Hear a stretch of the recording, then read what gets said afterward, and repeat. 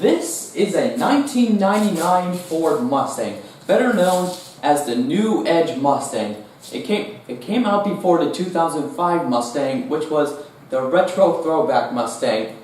For right now, you can get these for about $6,000, $7,000, maybe even $4,000. But I'm here to answer the question: are these Mustangs even worth it anymore? Let's find out.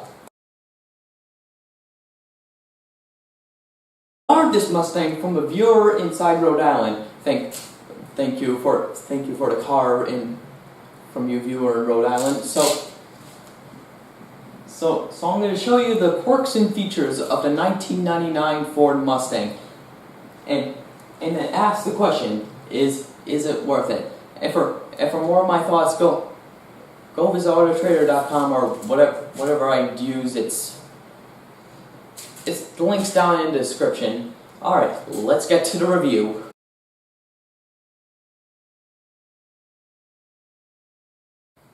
Okay, so now I'm going to start off with probably what is the weirdest thing about this car. So you got the hood.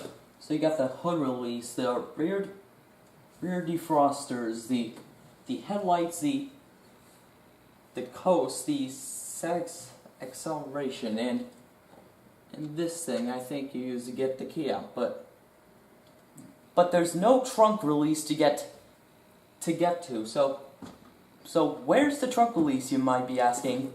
Well, here's the thing. The trunk release is right in the glove box. Haha, you think you knew about the trunk release before? Think again. Also, another thing I wanted to mention is that these trunk latches that if you ever get kidnapped and you want to escape and the latch allows you to break free and run away from the kidnapper, but this car doesn't have that. Sure, it's all bare bones, but there's no trunk.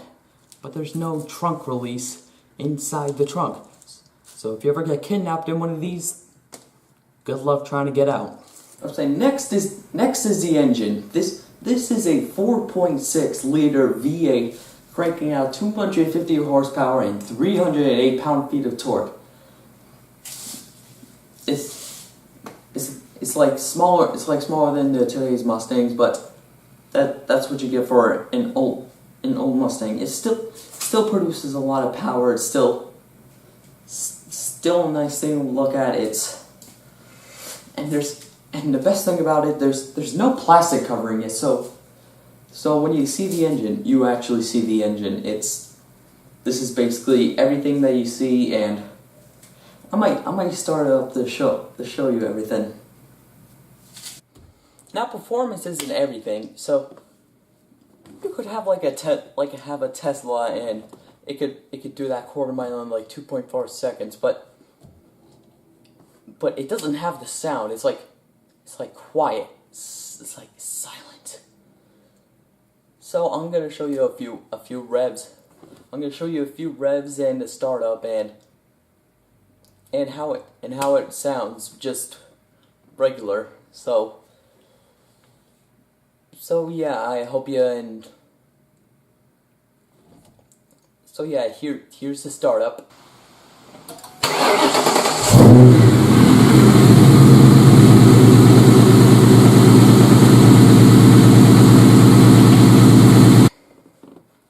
Now here's the revs.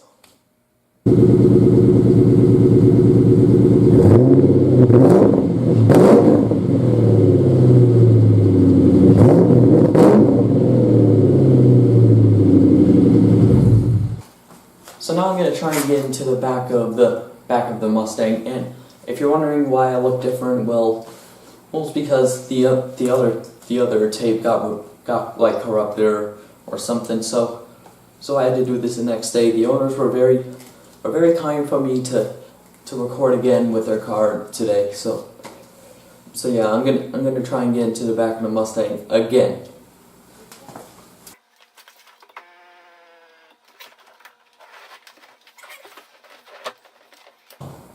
now I'm inside the Mustang. It's pretty comfortable for my size, but if you're pretty tall, then well, it sucks to be you, because the roof is only like up to here. So now I'm gonna get out of the Mustang.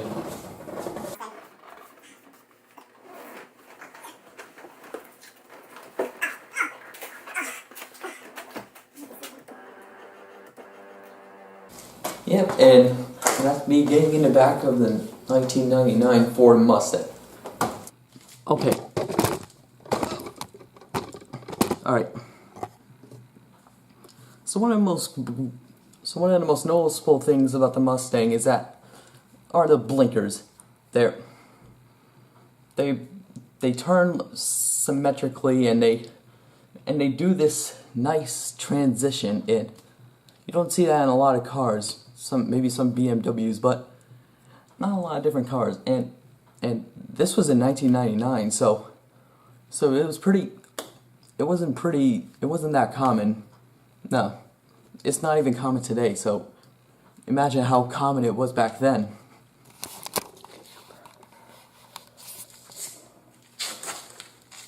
Sorry for that insulation in the way, but the owner won't let me move it. So you might think the Mustang's all about performance. You think it has all this real stuff, but whoops, my head, son. But this is just fake, and even the side vents are fake. That's not what you expect from a 1999 Ford Mustang. So what I like about the 1999 Ford Mustang is that there's not all the stuff, all the mechanics, all the technology, and all the dashboard, and there's nothing down here. All you have is a cassette player and a CD player and a radio. That's about it. Everything's just raw. Everything's just fresh. Nothing's controlled. It's all how you use it and how it ends up at the end. That's what I like about the 1999 Ford Mustang. So that's my review on the 1999 Ford Mustang. Well, actually, I just showed you all the quirks and features of the 1999 Ford Mustang and some of its throwbacks. But now, to see if it's worth it, I'm going to take it out on the road, and then I'm going to give it a Doug score.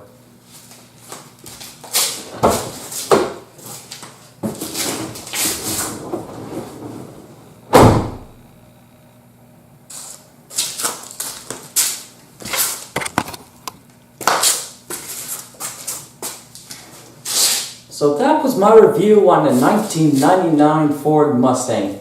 Is it fun? Of course it is. It has a manual gearbox and it has 260 horsepower. So why would it not be fun? And it's affordable. So if you ever wanted a performance machine but can't afford the newer Mustangs, well, not technically a performance machine, but something fun. If you wanted something fun, then this is for you. And now on to the Doug score. Starting off with the weekend categories and styling, the Mustang 1999 it's all right. It has beautiful lines in it, and it looks badass nonetheless. So I give it a 6 out of 10. Alright, so the 1999 Ford Mustang GT does 0 to 60 in 5.4 seconds, which means I'm gonna give it a 5 out of 10. Handling is fine. It takes corners like it's small, but it's not good. So I'm just gonna give it a 4 out of 10. Important is actually better than expected. It's actually brought some of the old Mustang back before the throwback. So I'm gonna give it a 6 out of 10.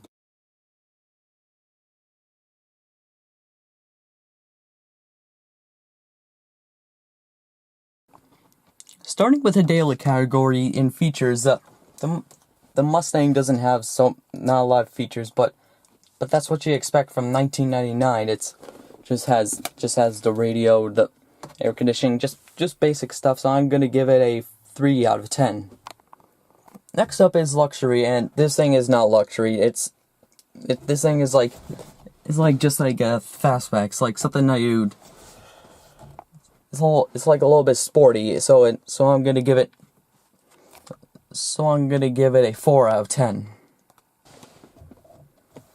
Quality is like average. Is like almost below average. It has a lot of like. It has some plastic, a little bit of leather. Or maybe it's plastic. I can't really tell, but some of this stuff looks very nice, and it has a bunch of, and the leather is like pretty hard. So I'm gonna give it a 3 out of 5 out of 10. Next is practicality, and the cubic feet of the trunk space is 11. It's about 11 cubic feet, but it has rear seats. And even though the gas mileage is all right with like 17 to 24, 17 city and 24 highway, I'm gonna give it a 4 out of 10. Next would be value, and to say the Mustang 1999 Mustang GT has a lot of quirks and features, and it's a lot of fun to drive from around $10,000 to $2,000, but some of the ones I usually find are not in the best condition, so that's something you have to be worried about. But anyway, if you find this one's also the 35th anniversary, and it's in the special racing red, and so the value of this might go up, and if you keep one in mint condition, you could possibly sell it for $20,000 one day. So the value I'm gonna give it a 7 out of 10.